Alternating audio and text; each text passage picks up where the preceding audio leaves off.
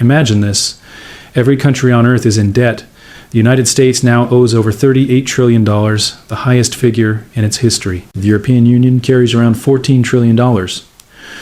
Japan almost $9 trillion. Even oil-rich nations like Saudi Arabia or export powerhouses like Germany and China all owe enormous sums. But here's the paradox. If everybody owes money, who exactly is owed? Welcome to the Chrono Finance, where money, power, and history collide, and nothing is ever as simple as it looks, because debt isn't just a burden. Debt is the architecture of the modern world. Every war, every crisis, every boom and bust sits on top of this invisible scaffolding of IOUs. And if you follow the chain of creditors long enough, you discover something unsettling. The world doesn't owe money to anyone in particular. It owes it to itself. But that doesn't mean everyone benefits equally. To understand how we reach this point, a planet drowning in over $315 trillion of total debt, nearly 3 times the size of the global economy, we need to go back to the beginning.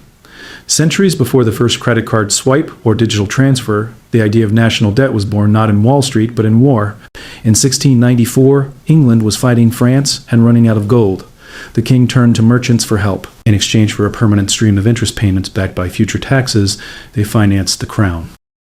To manage this new arrangement, the Bank of England was created. It was revolutionary. The state could now spend money it didn't yet have. And in return, lenders received something priceless, a promise from the government, one that could be traded, bought, or sold. That was the birth of the government bond, the seed of the modern financial system. France copied it. The Netherlands refined it. The newly independent United States adopted it to fund its revolution, and later its expansion westward. National debt became not a mark of failure, but a measure of credibility. The ability to borrow was the ability to rule. Empires once conquered territory to extract gold. Now they issued bonds to extract interest. The battlefield became the balance sheet. Fast forward 3 centuries and debt has become the world's dominant export. The United States owes over $38 trillion. Japan almost $9 trillion. And global borrowing increases by the equivalent of $1 trillion every 100 days. Every country owes. Every bank lends. Every citizen, through taxes, savings, and pensions, is both debtor and creditor. But who exactly holds the other end of the rope? Let's start with the United States, because its debt isn't just national, it's global. Out of that over $38 trillion total, about half is publicly held, meaning owed to investors rather than to other parts of government. Roughly 2/3 of those investors are American banks, pension funds, mutual funds, insurance companies, and the Federal Reserve itself. The remaining 1/3, about $9 trillion, sits in foreign hands. Japan is the top holder with around $1 trillion, followed by China with about $800 billion. Then the UK, Luxembourg, and Belgium. So when people say the US is in debt to China, that's true, but only for roughly 2% of the total. Most of the debt America owes is to America. The Treasury issues bonds. Banks and funds buy them. The Federal Reserve often buys them back, creating new dollars in the process. Americans pay taxes that fund interest on those bonds, which then flow into American retirement accounts. It's a circular mirror. The debt is real, but the creditor is mostly a reflection of the same system.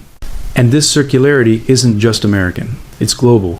Japan lends to the US through Treasuries. The US lends to Europe through the IMF. Europe lends to developing nations through the World Bank. Developing nations, in turn, lend back to advanced economies by parking foreign exchange reserves in Western bonds. It's a planetary game of hot potato, except the potato is made of promises. Every country holds someone else's IOU. Every promise is secured by another promise. It's like a poker table, where every player has borrowed chips from the next. And the only rule keeping the game alive is that nobody stands up. But there's a 4th layer, the most powerful of all, the markets themselves. Behind every government bond sits a web of institutions, hedge funds, pension funds, sovereign wealth funds, and central banks managing tens of trillions in assets. They are the true arbiters of credit. They decide which nations can borrow cheaply and which will pay a premium for survival. When they lose confidence, currencies collapse, governments fall, and entire economies can be restructured overnight. Democracy decides who governs. Markets decide who survives.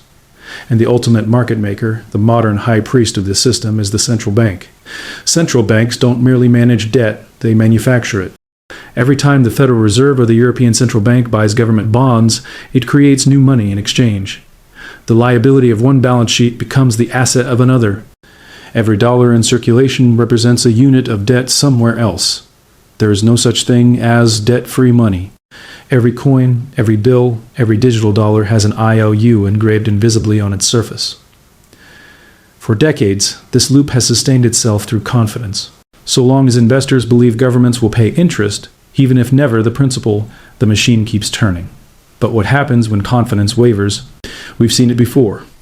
In Greece in 2010, the government's debt became unpayable. Bondholders panicked. Yields spiked.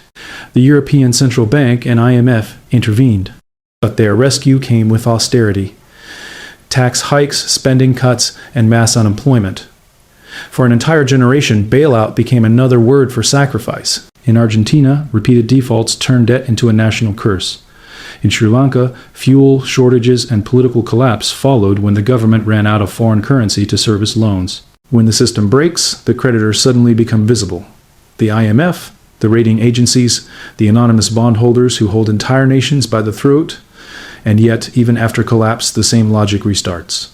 New loans replace old ones. Old debts are restructured. The machine resets with a new name on the same balance sheet. Because in the 21st century, debt isn't designed to be repaid. It's designed to be rolled over. Governments today don't actually plan to pay off their debt. Not now. Not ever. That's not conspiracy. It's policy. When you or I take a loan, we're expected to repay the principal. But governments operate differently. They treat debt like a rolling subscription, issuing new bonds to pay off old ones, a process economists call refinancing. Interest becomes the real product, the rent charged for stability. The global economy now depends on that rent like a shark that must keep swimming to breathe. The global financial system today runs on confidence, not repayment. The United States will never clear its over $38 trillion debt. It will refinance it forever.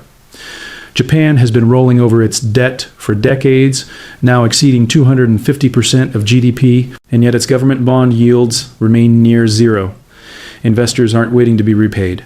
They're waiting to renew the deal. Why? Because for them, government debt is the safest collateral in existence. A US Treasury bond isn't viewed as a liability. It's an asset, the foundation of global markets. Pension funds hold it. Banks use it as security. Central banks treat it as money.